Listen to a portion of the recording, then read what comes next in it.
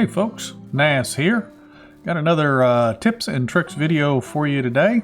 So in this video, I'm going to be covering what I feel are the top 5 early game tips that you should probably know and do. So after you pick up your first quest, so when you load into the game, gives you the first quest, that's your first chapter quest. You go down and meet with Unigast over there in Gustovia, and after that I really suggest taking your time. Don't rush through this like you're trying to reach an end game boss or anything like that. Take your time, collect the sticks and the stones, and you can also collect the reeds down by the river and stuff. There's actually some back over there, and there's some right down here. So when you collect the reeds, you find one here. They're not going to be handy. I may have picked a lot of them right here. But anyway, you're going to pick reeds. These little cattail looking things will have reeds in them sometimes. They're more prevalent down on this other end. But take your time because you're going to need the items. Here we go. Here's some reeds right here. So it gives you straw when you pick reeds. So you're going to need these items, these sticks and stones and the straw early in the game because you're going to have some quests that will require you to build certain tools and to collect these items to complete the quests. Not to mention, you're going to need these very basic items anyway to continue creating tools, axes, knives, whatever, what have you, that you're going to need, along with using the same items to build buildings. So I suggest highly to take your time, pick the sticks, pick up the stones, maybe make some, once you have, an axe or a few axes on you, maybe make stone knives and stuff. That way you can sell those items and make some coin. Not to mention, if you don't take the time and you only do what the quest asks you to do, you're going to find yourself needing to come back and take the time and pick these items later. So also, in picking these items, you will gain skill points. So your skill points are here, under skills. So you open your inventory, go to skills, and these are your skill points here. So you're going to acquire these skill points, and there's a lot of skill points or a lot of skills early on that are very helpful. But that is my first tip on this list, which is take your time. Alrighty, folks. So for the next tip, watch your weight. And no, we're not counting calories or anything like that. It means watch your inventory weight. So if you open your inventory, your weight is going to be down here, towards the bottom right of your inventory screen. You want to kind of keep an eye on that. So like with the last tip, you're going to be picking up sticks and stones and straw and stuff, and you're going to be acquiring more and more weight. And then when you become encumbered, there will be a little indicator down in the bottom right corner, will be a little red circle that will tell you that you are encumbered. At that point, Rasimir, your character, is going to begin to move slower and slower with the more weight and more encumberdness he has.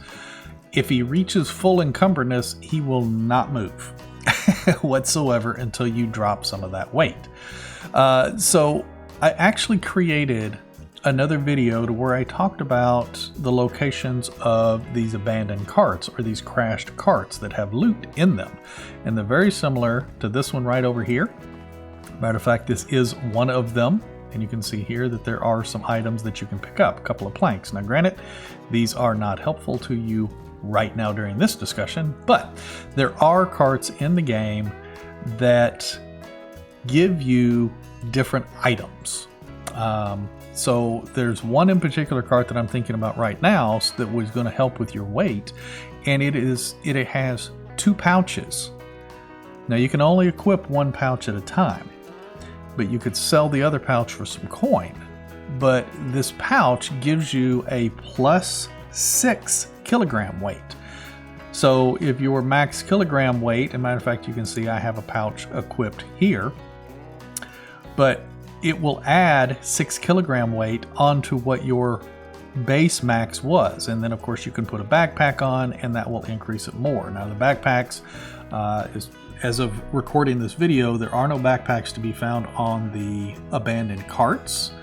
You would either have to buy a backpack or craft a backpack. But anyway, you want to definitely watch your weight. I'll put a link in the description, and I'll put a card up on the screen to take you to that video that I created to show you where those different cart locations are at. That way you can go and pick up your pouch. But for this tip, you definitely want to watch your weight right there. Alrighty, let's move on to the next one. Alrighty folks, for this next tip, you want to do all the side quests. So as many as you can. So after you kind of get established and stuff and start getting your settlement going to where you're going to want to start recruiting villagers, you're going to need what they call Dynasty Reputation. So this is your Dynasty Reputation in your management screen. So you can hit inventory, go to management, and your Dynasty Reputation is right here. It's going to require you at different levels of the game to have different Dynasty Reputation, or more specifically, more Dynasty Reputation, in order to recruit people. And some of the best ways to gain that Dynasty Reputation are to do the side quests. So if you look at the directional bar at the top of my screen, you'll see an exclamation point. And then you want to go and talk to that particular person, and they're going to have a side quest for you. Now, I have a secondary tip that is attached to this one here. We're going to call it tip 3.1 or tip 3A. And that is, before you pick up a side quest, you want to hit F5 and do a quick save. You can see it right there in the top left corner of the screen, quick save. That way, if by chance, excuse me, if by chance you get a quest that you cannot complete or is too difficult, or you don't have the resources for them, or whatever, or you just don't have the time to complete it before the season ends or anything like that, you can then F9 to reload, and you did not pick up that quest, because not all quests give you the ability to decline the quest. So let's see what this guy is going to give us here. Can you help me with something? Dangerous animals. Okay, so it looks like he's going to have us do some kind of a hunting quest. So this one here, it does give you the option to decline. So then in that case, you're good to go. You can decline the quest. You know, let me think about it first. And you can see at the top of the screen, he still has his quest. He has not given it to us. We did not accept it. You can go on about your business. But there are some quests, and I don't see another quest in this town, but there are some quests that don't give you that option. Now, as of the recording of this video, I don't know if they are going to change those options, but doing that little F5 will give you that ability to reload and get out of doing that quest, so that way you don't have a quest that fails. But you do want to do side quests, and you can see here when you open your map, you can see there's side quests all over. Now granted, this is my village right here. I'm currently in my season 1 game save, but currently doing my season 3 series on YouTube. But anyway, there is my village right there where I've been building things up. You can actually see that I've got 3 people in my own village that have quests. There's the quest of the gentleman that I just talked to, and then there's quests over here on Borowu, and then there was one over here in Denica. So you can have multiple quests each season, and each season these quests, they rotate out. They'll be at different villages each season, and they only change each season. So once you complete the quests, you won't have any more until the following season. Now, one other thing, we can actually call this tip 3.2, which is attached to this doing the quests. If by chance you can think about it, now I have a really hard time remembering to do this, but if you can do a F5 before you sleep on the last day of a season, and then the season changes over, and let's say you only get 2 quests instead of 5 or 6 quests, you can actually F9 and go back to that quick save before you slept, and then you can sleep again or have the season change, whatever you were doing. Let the season change that night. You may have another chance at getting multiple quests, more than just 1 or 2. That way you have a lot of quests to do that particular year. That way you're not losing out on any reputation that could have been collected that year. So anyway, our main tip for this one here is going to be do the side quests. And then of course your 3A is to quick save before each quest. And then your tip 3B or 3.2 is going to be quick save before the season end. So right at, you can actually open your, of course you see the direction thing at the top of the screen. We're actually in our last day of spring right now. So when it becomes night and I'm getting ready to go to sleep this night, I would quick save. So I would go and hit F5, quick save, go to bed and get up. It's season change. And that ensures that you can roll back time if you wake up and you find, oh shoot, I've only got 2 quests this entire season. I don't have 5 quests or 6 quests or 7 quests.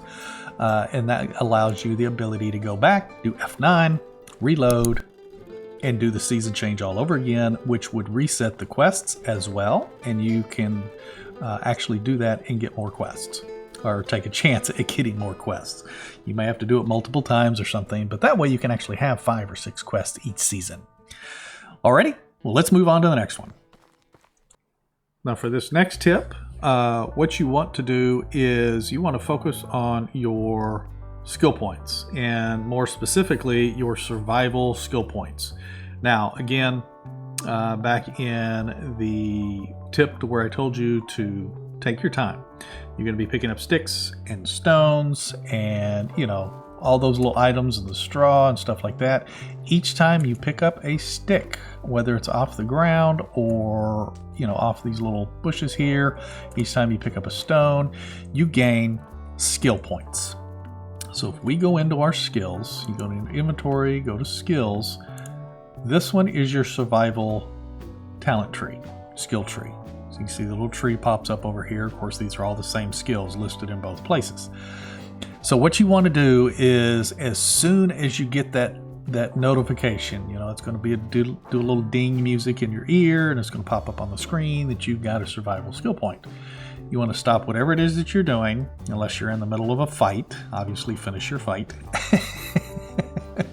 And then go in, and you want to focus on putting 3 of 3 in the survival skill knowledge. What this does, if you look down here, so I've got mine maxed out, 3 of 3 right now. So it gives me 15% more skill points from survival activities. Now, once you reach your 10 survival skills, because that's all you're going to get in each tree is 10 points. And you can see right here that I've got my 10 points already placed. Once you are married and have a wife, you can go and talk to your wife, and she can erase these points for you and remove them from their placement, and you can replace those. And then you could take like insensitive or iron liver, because you have to take at least 1 point in the first tier to advance to the next tier. So you can see at the bottom of the tree here, there's 3 on the first tier, and you have to take 1 point in there to be able to advance to the next tier, and so on and so forth. But early game, focus on getting the survival knowledge. That way you can build up your survival skills as fast as possible. Second, you want to take survival sense. Now this one here is extremely helpful, because you're going to want to be picking up broadleaf plantain, because if you get damaged from fall damage or from fighting aggressive animals or whatever, broadleaf plantain is going to increase your health. So that is the red bar down on the bottom left. You can also see it by opening inventory and the little heart. You can see I'm currently at 130 of 130. You're going to be, when you first start the game, you're going to be at 100 of 100. So broadleaf plantain is going to help you heal. So it gives you plus 10 health. So you always want to keep broadleaf plantain on you, and you want to always be able to find it. So by taking that survival sense, it's going to allow you to sense mushrooms, feathers, and herbs in the inspector mode. So this is extremely helpful. So when you chop down a tree, there's going to be feathers that may drop from that tree, and you can use your inspector mode, which is Alt, left Alt, and you can do that, and now you can see it highlights those things. Now it uses stamina. You can see that green bar is going down on the left-hand side of the screen, and now I'm exhausted, so I can't use it anymore until my stamina comes back up. So, but that is extremely helpful because broadleaf plantain, if you aren't familiar with what it looks like, it's very hard to see. Matter of fact, I can actually see some right in front of me now. So if you look right here, there's broadleaf plantain. So it kind of has the little purpley stems that stick up off the center of it, and it's got the little flowery base on it. And then you can hit your Alt and it lights it up. So you can see for quite a distance. So you want to make sure to take the first 3 points in the survival knowledge while you're picking all of your sticks and stones and stuff like that. First 3 in survival knowledge, then your 4th one in survival sense. And then after survival sense, focus on maxing out survivalist. So this is going to lower your food and water requirements. So you will get thirsty less often, and you will get hungry less often by up to 30%, as long as they don't change this in the future. It's as the time of this recording, obviously. So those are, for this particular tip, the most important things that I feel that you need to focus on. Alrighty, folks. Now for our last and final tip, tip number 1. So early game, you always want to make sure to have a melee weapon on you. More specifically, your spears. So granted, early game, you can craft spears just by chopping down a tree and taking the logs, and you can craft them in your crafting wheel right here. So you want to make sure to have several on you. Now the wooden spears, they only last for like 3 or 4 uses, and then they break, so you want to have a few on you. Now early game, there are also, you're going to have the ability with the carts, as mentioned earlier, to pick up some bow and arrows, some stone arrows. But let's say by chance that you didn't know that you only had 1 arrow left. Now I purposely only have 1 arrow on me for this demonstration, but let's say that your other arrows broke, or you lost them, or you shot them into a deer and they ran off and you just couldn't find them again or whatever, but you only had 1 arrow, but you weren't aware, and you go and you shoot a Wisent. Oh, we're gonna save that. This way you can actually have spears on hand so he doesn't headbutt you, and you can sit there and hit him before he gets you. Now those were stone spears and iron arrows, and then you can come over and you're safe. But if you didn't have those spears, you would have to wait for him to get to you, so you can use an axe, or you could use your fist, which would not work out well for you. So for my number 1 tip, make sure that you have some spears on you when you're going, especially when you're going out hunting, because like these Wisent, man, when they headbutt you, they will headbutt you hard. And if you've watched any of my other series, you'll know, because I've been hit in some of my other series, and it was not fun, because sometimes those Wisent move fast. Same thing with the wolf. The wolf move very fast, and they're very jumpy and stuff like that. If you have the spear, not only can you throw the spear, you can use the spear as a melee weapon. So you have a little bit of distance where you can hit animals before they hit you. Now, you can do it with an axe, but you have to look straight down onto the animal. thought I heard a fox. I was going to demonstrate on the fox, but I don't see the fox. Oh, there's a rabbit, but that's not aggressive animal. But on the aggressive animals, if you have to look down at them, this melee action is very cumbersome and not always effective. So you definitely want to have spears on you. Iron spears would be best. I would have made some for this, but I used up all of my wool for lighting in my village. So I have stone spears on me. Now, in most cases, I usually have about 200 iron arrows on me, so I usually don't have an arrow problem. But early game, you're not going to have 200 arrows on you until you can collect enough feathers and stone and sticks to make those. So for tip number 1, what I feel is the most valuable tip is to always make sure, even if you're fighting with a bow and arrow, to have some spears as a backup. And once you throw them, they do repopulate in that spot. So I have 4 spears on me, but you can see that I've got 3 more in backup. So when I throw that, and you saw it with the Wysint, when I throw that one, it automatically populates the next one in that slot. Now, if you, whoops, let me throw all of these out. If you happen to throw out all of your spears, so there's my 4 spears. I don't have anything to populate. I have to use my hands or my bow, and it says I have no arrows. But I have 1 arrow right there, but it is not equipped. So a caveat to this tip, so tip 1.1 or 1.A is to always make sure that you have your arrows equipped.